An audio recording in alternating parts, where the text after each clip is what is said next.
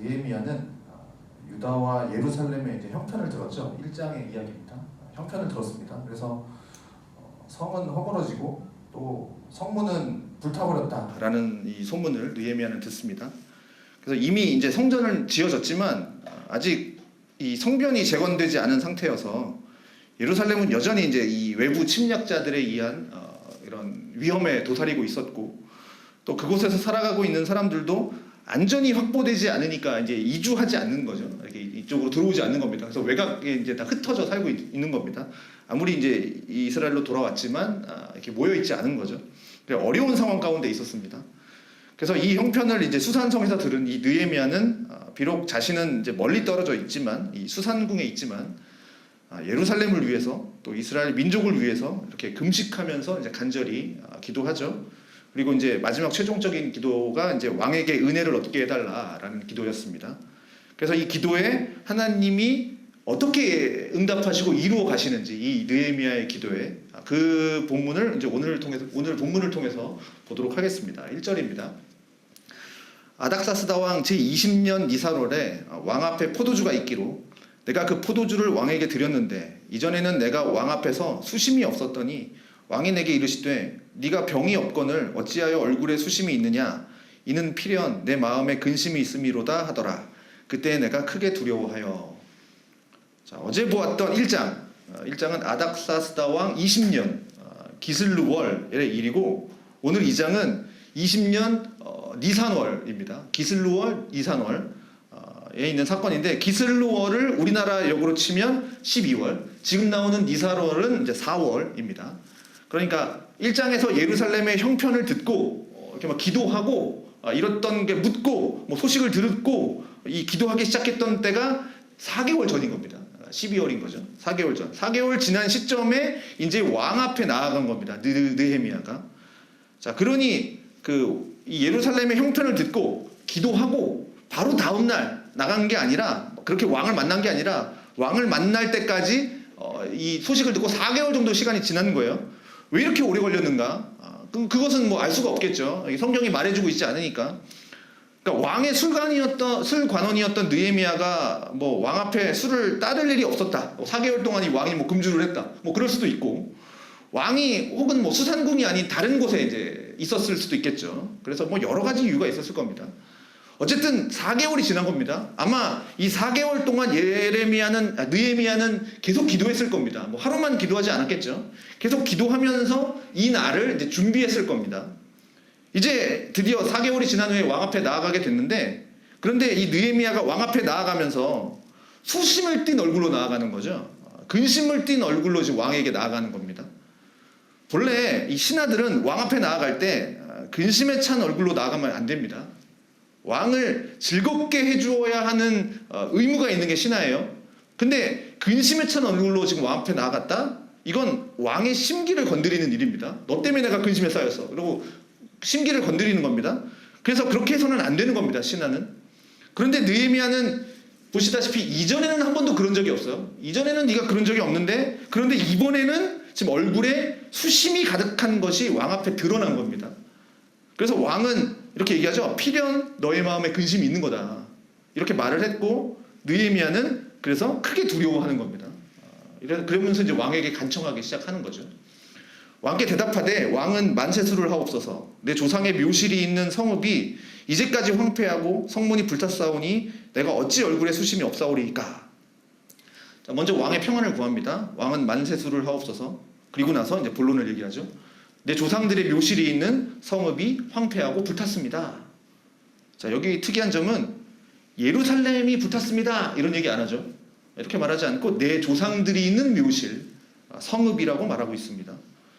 그러니 지금 내 조상들의 묘실이 있는 성읍이 황폐하고 불탔는데 어찌 제가 수심이 없을 수 있겠습니까? 라고 이제 말을 하는 겁니다. 그랬더니 왕이 내게 이르되 그러면 네가 무엇을 원하느냐 하시기로 내가 곧 하늘의 하나님께 묵도하고 이렇게 돼 있죠. 자, 이제 왕이 물어요. 야, 그러면 네가 원하는 게 뭐냐? 이렇게 물어보는 거죠. 여기서 중요한 게 뭡니까? 느헤미야가 왕과 대화하고 있는 이 짧은 시간이지만 하늘의 하나님께 묵도하는 겁니다. 이 짧은 시간이지만 하나님께 기도하고 있다라는 거죠. 이 느헤미야는 이 짧은 시간인데 중요한 순간입니다. 여기에서 느헤미야가 지금 왕에게 어떻게 말을 하느냐에 따라서 결과가 완전 달라질 수 있습니다. 그러니까 느헤미야는 분명히 아마 한 4개월 정도 준비하고 있었을 겁니다. 무턱대고 여기까지 나와서 그렇게 막 근심 띈 얼굴로 막 수심 가득한 얼굴로 그러고 있지는 않았을 거예요. 준비했을 겁니다. 그래도 말을 하기 이전에 잠깐의 시간이지만 하나님께 기도하고 있다는 거죠. 묵도하고. 그러면서 5절 왕에게 아뢰되 왕이 만일 좋게 여기시고 종이 왕의 목전에서 은혜를 얻었사오면 나를 유다 땅 조상들의 묘실이 있는 성읍에 보내어 그 성을 건축하게 하옵소서 하였는데 이렇게 되어 있죠. 나를 유다 땅 조상들의 묘실이 있는 그 성읍에 보내서 그 성을 건축하게 해달라. 이게 이제 느헤미야가 원하는 바죠. 자, 6절에 그때의 왕후도 왕 곁에 앉아 있었더라. 자, 왕후가 지금 왕 곁에 같이 있었는 것을 보면 이건 뭐 큰 뭐 이렇게 신하들과 함께 있는 그런 자리 아닌 것 같아요. 회의하는 자리 아닌 것 같아요. 그런 자리 아닌 것 같고 그냥 왕과 왕후가 함께 있는 뭔가 사적인 자리였던 것 같아요. 그런데 왕후도 있는 이 자리에 느헤미야가 지금 같이 있다라는 것은 그러면 왕에게도 총애를 받지만 또 한편으로는 왕후에게도 아마 인정을 받는 사람이었을 것 같아요. 느헤미야는. 그래서 계속 보면 왕이 내게 이르시되 내가 몇 날에 다녀올 길이며 어느 때에 돌아오겠느냐 하고 왕이 나를 보내기를 좋게 여기시기로 내가 기한을 정했다. 딱 정했다라고 되어 있죠. 그 왕은 이게 이제 좋게 여겨지는 겁니다. 그래서 이제 느헤미야가 기간을 이제 정한 겁니다. 딱 정한 거예요. 그래서 7절 내가 또 왕에게 아뢰되 왕이 만일 좋게 여기시거든 강 서쪽 총독들에게 내리시는 조서를 내게 주사 그들이 나를 용납하여 유다에 들어가기까지 통과하게 하시고 또 왕의 삼림감독 아삽에게 조서를 내리사 그가 성전에 속한 영문의 문과 성곽과 내가 들어갈 집을 위해서 들보로 쓸 제목을 내게 주게 하옵소서 하매 내 하나님의 선한 손이 나를 도우심으로 왕이 허락하고 군대 장관과 마병을 보내어 나와 함께하게 하시기로 내가 강 서쪽에 있는 총독들에게 이르러 왕의 조서를 전하였더니 구체적으로 얘기하는 건 네가 뭐가 원하냐 뭘 원하냐라고 했더니 제가 유다에 가기까지 안전하게 통과할 수 있도록 저쪽에 있는 총독들에게 조서 내려주십시오. 지금 이게 하는 겁니다. 그래서 그 성문들을 통과할 수 있게 해주십시오.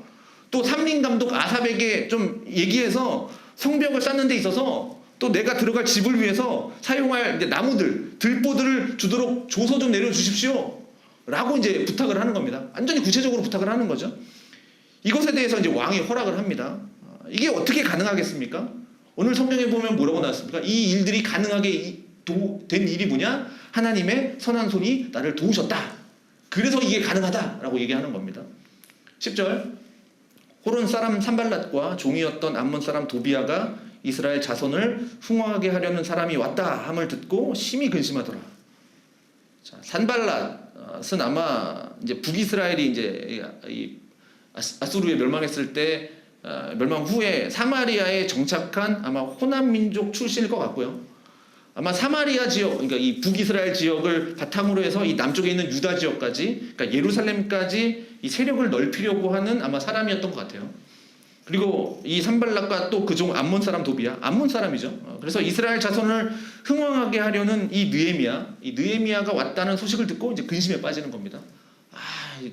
마음에 안 드는 사람이 온 거죠.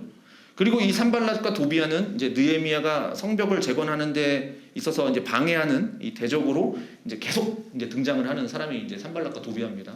이제 게셈도 있죠. 자, 오늘은 이제 10절까지만 보겠습니다. 자, 오늘 이제 두 가지만 좀 적용을 하고 마치도록 하겠습니다. 첫 번째는 느헤미야의 근심인데요. 오늘 느헤미야는 왕 앞에 근심 띤 얼굴로 나아갔습니다.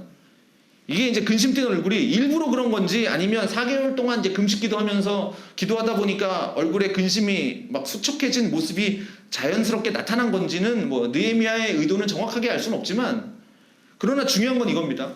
왕의 술관원이 왕 앞에 나아갈 때 근심 뛴 얼굴로 나아가서는 안 된다라는 거죠.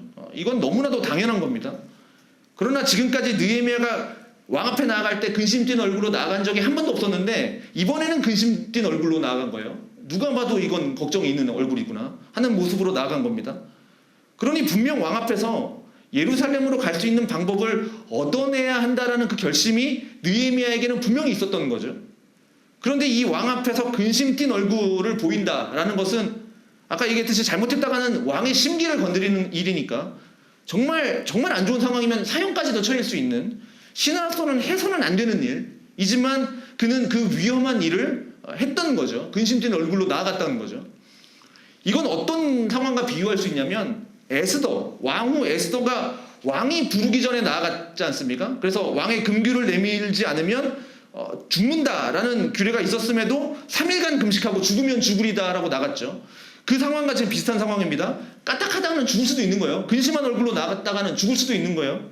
그러니 느헤미야도 이 상황에 어떻게 왕 앞에 나아갔겠습니까? 죽으면 죽으리다라는 심정으로 나아간 거죠. 느헤미야는 이 하나님의 백성들과 또 하나님의 뜻이 지금 제대로 이루어지고 있지 않은 그 예루살렘의 형편, 그 상황으로 인해서 자연스럽게 그는 근심한 겁니다. 그 상황을 떠올리니 막 근심한 겁니다. 그런데 오히려 이 근심 띈 얼굴이 왕과 대화를 할 수 있는 물꼬가 트인 상황이 된 거죠. 그 상황이 열리게 된 거고, 그리고 왕이 허락해주는 좋은 결과로까지 이어지게 된 겁니다. 그래서 우리가 근심, 이게 걱정, 근심이라고 하면 우리가 보통 무조건 나쁜 거야. 근심은 나쁜 거야. 왜냐하면 성경에서 근심하지 말아라, 염려하지 말아라, 걱정하지 말아라. 이것이 이제 여러 차례 등장하고 있기 때문에 우리는 근심하면 안 돼. 근심이 와도 그거 근심하면 안 돼. 이렇게 생각하지만 그런데 어떻게 사람이 살면서 근심을 안 합니까?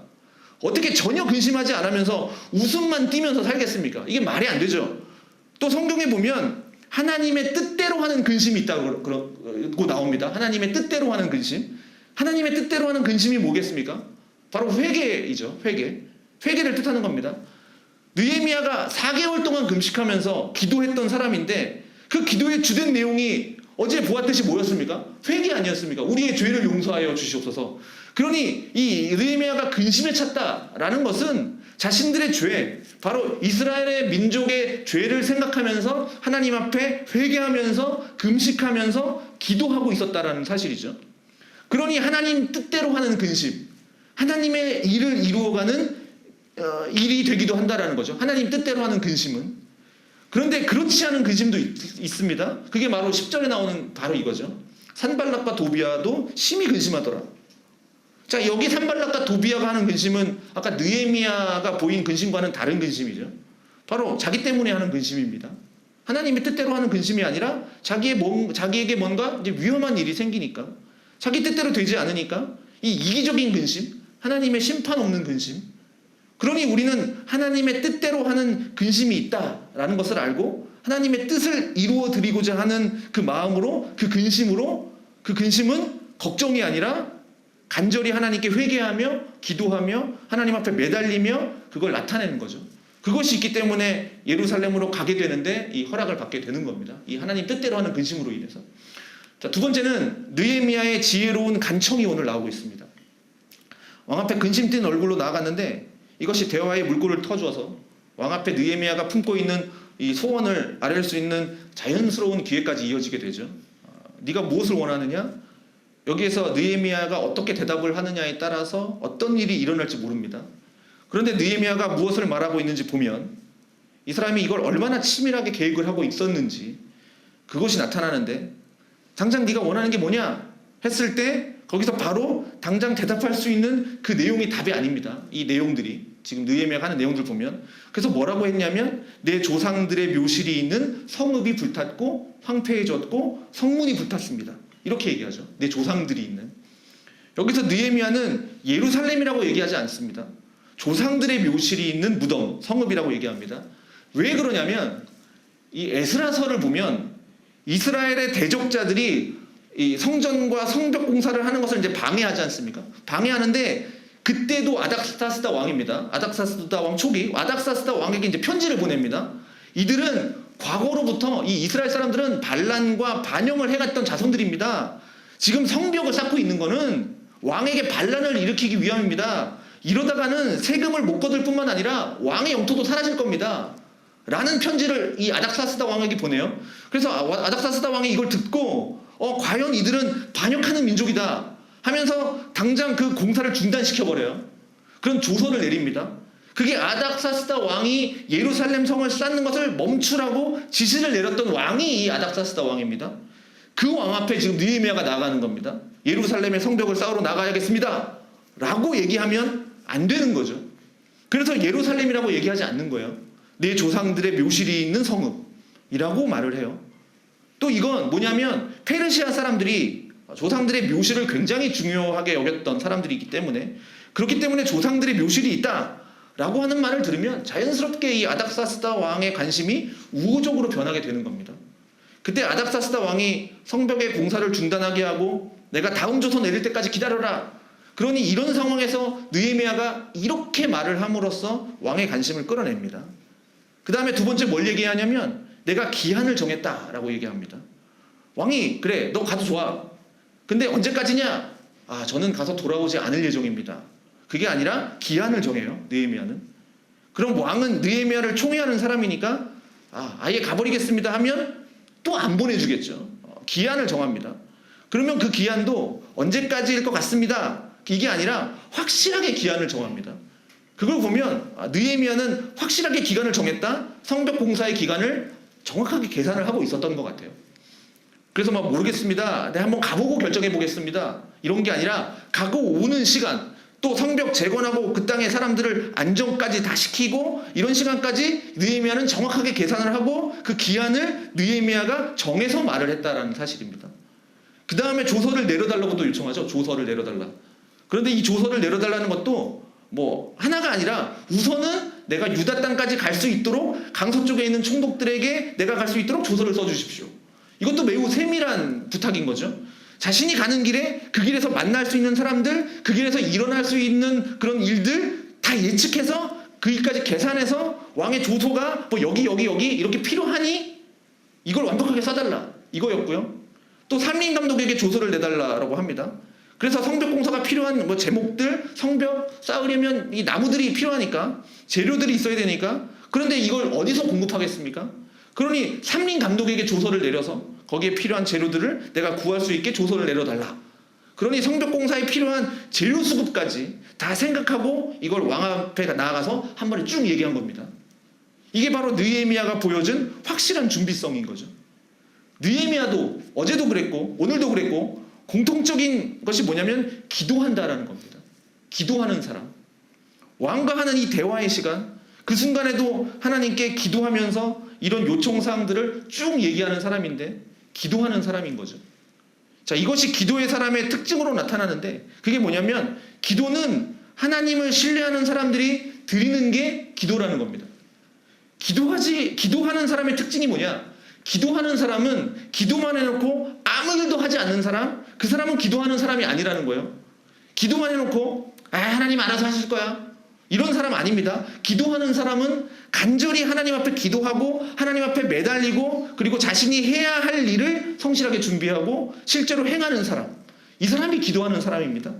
그러니 느헤미야는 간절히 금식하면서 기도했고 기도하면서 또 일어날 일에 대해서 대비책을 세웠고 또 자신이 어떻게 가야 하고 어떻게 뭘 준비해야 하고 언제부터까지 뭘 해야 된다는 것을 확실히 준비했던 사람인 것 같아요.